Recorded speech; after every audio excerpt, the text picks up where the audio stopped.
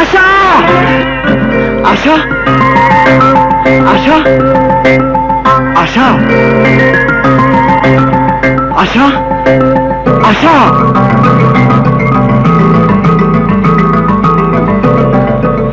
আশা আশা জয় জয় জয়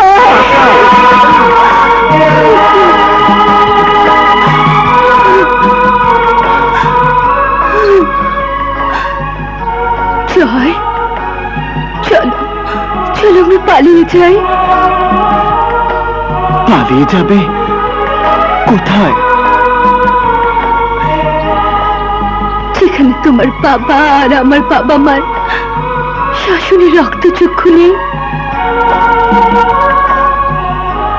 সেই জায়গাটা কোথায় আশা? এইখানে। বাবা জয়, বিজয়ের আনন্দ কোথায় বলতো? বিজয়ের আনন্দ প্রতিপক্ষকে হার স্বীকার করানোর মাঝে। ঠিক বুঝতে পারলাম না। ভালোবাসলে মানুষ বোকা হয় শুনেছি, কিন্তু এতটা হয় জানা ছিল না। আর ভালোবাসায় অন্ধদের গল্প জানেন? ভালোবাসায় অন্ধ হয়ে নাসু নামের এক মহিলা আজ থেকে 18 বছর আগে হিজলতলি গ্রামের দিনে দুপুরে গলায় ফাঁস দিয়ে আত্মহত্যা করেছিল। তার গল্প জানেন? রাজা, নইলে আমি। কি ভাবছেন মিস্টার ফিরোজ মামুন? হ্যাঁ, না কিছু না। সারা হিজলতলির লোক জানতো গল্পটা। আপনি বোধহয় ভুলে গেছেন। ভুলিনি, কিন্তু তোমাকে আমি কিছুই বলতে চাই না, কারণ তুমি না বুঝতে পারবে ফিরোজ মামুনের কথা।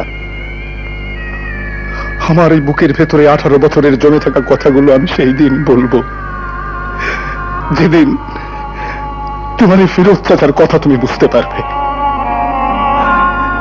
আজ শুধু বলবো, এইভাবে তোমরা চেও না। আমাদের দিন, তা না হলে নাসিফ জীবনের ওই গল্পটা আমাদের জীবনের গল্প হয়ে যেতে পারে। জয়! রাজাকে আমার চেয়ে বেশি কেউ চেনে না। পালিয়ে গেলে ওই গোয়ারটা তোমাদের জীবন নরক বানিয়ে ছাড়বে। আপনিও কি মনে করেন আশার জীবন থেকে আমি সরে দাঁড়ালে সমস্যার সমাধান হয়ে? জানি না। তাহলে সমাধানটা কোথায় বাবা? জয়কে নিজের পায়ে দাঁড়াতে হবে। আপনি কি ভেবেছেন ড্যাডির বিলাস প্রাচুর্যের জোরে আশাকে নিয়ে আমি ঘর বাঁধার স্বপ্ন দেখেছি? ড্যাডির ওই বিশাল সম্পত্তি আশার ভালোবাসার কাছে তুচ্ছ, অতি নগণ্য। তোমাকে নিজের পায়ে দাঁড়াতে হবে জয়। ঠিক আছে, আজ থেকে 6 মাসের মধ্যে নিজের পায়ে দাঁড়িয়ে আশাকে আমি এ বাড়ি থেকে নিয়ে যাব। কিন্তু ততদিন আশা আমার কাছে তোমার আমানত হয়ে রইল জয়। কিন্তু জয়, তোমাকে একটা কথা দিতে হবে যে বাবা। বলুন। যাও আশা, ভেতরে যাও মা। এখন কথার মধ্যে তোমার থাকলেও চলবে।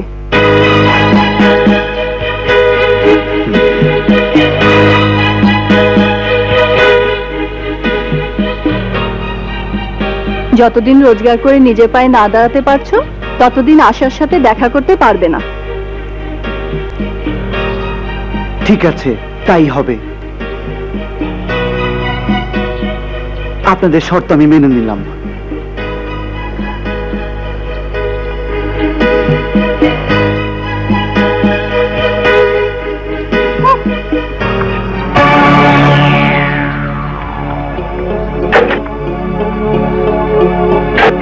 ছেলেটি কে গেল রে? বেয়াদব, আমাকে সালাম পর্যন্ত দিল না। কার কথা বলছো? এই যে এক্ষুনি বেরিয়ে যেতে দেখলাম। ও জয়, রাজার ছেলে। রাজা? কোন রাজা? কেন ভুলে গেছো? আমাদের গায়ে সেই ক্ষেতচাষী রাজা ফিরোজ তো ওরই ছেলের সাথে আশার বিয়ে দেবে বলে কথা দিয়েছে। ফিরোজ কথা দিয়েছে? হ্যাঁ। মেয়েটি কি ফিরোজের একার? তুই ওর মা না? মা? মেয়েও মানতে চায় না, বাপও না। হ্যাঁ, কেউ আমাকে 2 টাকা মূল্য দিয়ে মানতে চায় না। বলিস কি রে? মায়ের অমতে মেয়ের বিয়ে দেওয়া, এ তো ফৌজদারি হয়ে যাবে। ফৌজদারি মামলা কে করে বলো তো ভাইয়া? মানে? আমার ভাই ভাতি যারা ব্যস্ত লোক, ওদের সময় কোথায় আমার হয়ে কাজগুলো করে দেয়। এভাবে লজ্জা দিস নি আলেয়া। শোনো, না থাক, কথাটা বলতে এখন আমারই লজ্জা লাগছে। সে কি, পেটে খিদে মুখে লাজ রেখে লাভ আছে? বলে ফেল। শোনো, ঠিক আছে, তুই যখন বলছিস তখন তাই হবে।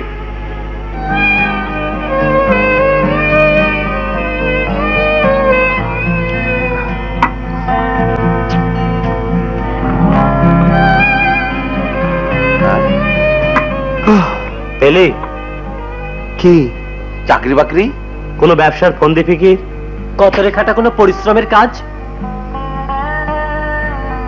চাকরি বাকরি, ব্যবসা, ফন্দি ফিকির সবই খুঁজে দেখেছি, ও আমার দ্বারা হবে না। ওই গতর খাটা পরিশ্রমের কামটা আপনি করতে পারেন জয় ভাই।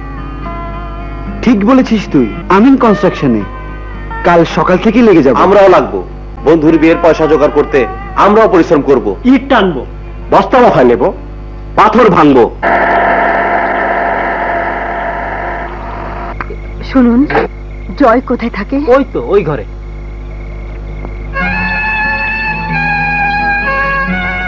হয়েছে হয়েছে, আমার হাত দুটো এখন ভালোর পথে। চল বাবা, চল। তুই যদি যাস তাহলে আমি এখানে থেকে যাব। না মা না, তুমি ফিরে যাও, এখানে তোমার কষ্ট হবে। যাও মা, পথে আশাকে নামিয়ে দিয়ে যেও, ও লুকিয়ে এসে আমাকে দেখে যায়। তুই যাবি না? না, যেদিন তোমরা আশাকে বইয়ের স্বীকৃতি দেবে সেদিন আমি ফিরে যাব তোমাদের প্রাসাদে, তার আগে নয়। ঠিক আছে,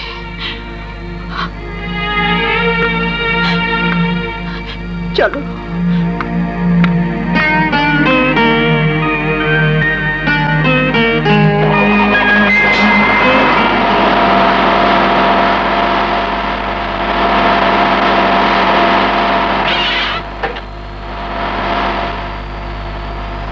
আসি, এসো, চলো। সব ঠিক আছে তো? জি।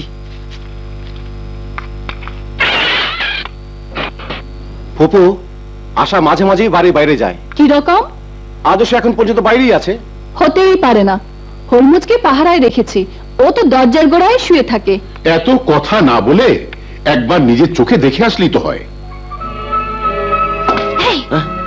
কেউ খোঁজ করেনি তো? খালি খালি শরীফ ভাই 3-4 বার জানলা দিয়া ফেল ফেল করে চাই আসিল। কেন? মনের কথা কিছু কইবার চাই মনে হয়। ফাজিল, যা ভাগ। যা ভাগ? আমারটা কই? ও, তোর ঘুষ তো দেয়া হয়নি। এই নে, আহা, এটা এবার ফট। আমার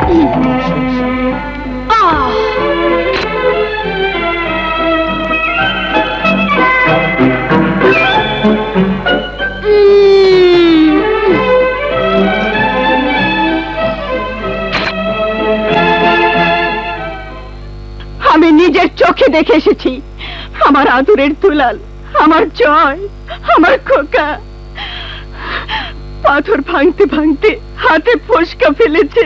কে কে কে বলেছে ওকে পাথর ভাঙতে? তুমি বাধ্য করেছো মিস্টার রাজা। শাহানা, বাড়াবাড়ির একটা সীমারেখা আছে। আমিও তাই ভেবেছি, আর তাই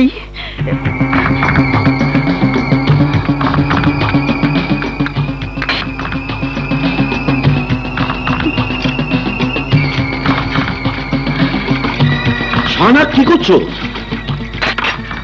খবরদার আসবে না, তোমাকে শেষবারের মতো জানিয়ে দিচ্ছি, আজ 22 বছরের বিবাহিত জীবনে তোমার হুকুম পালন করে এসেছি, কিন্তু আজ আর নয়।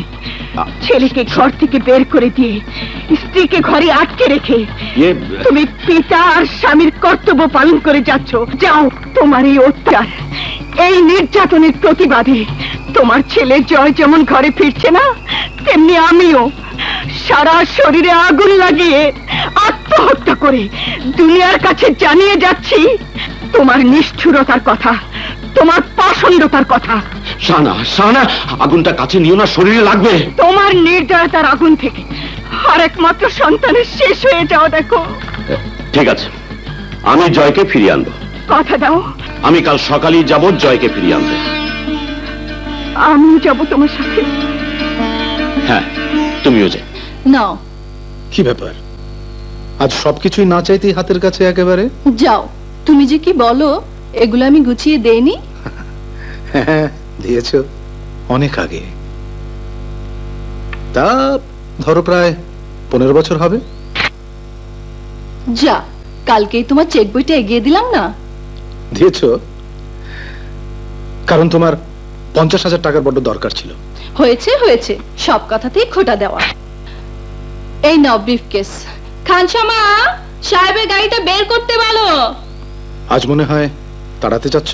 হ্যাঁ, তাড়াতে যাচ্ছি, তাড়াতাড়ি যাতে ফিরে আসো তাই।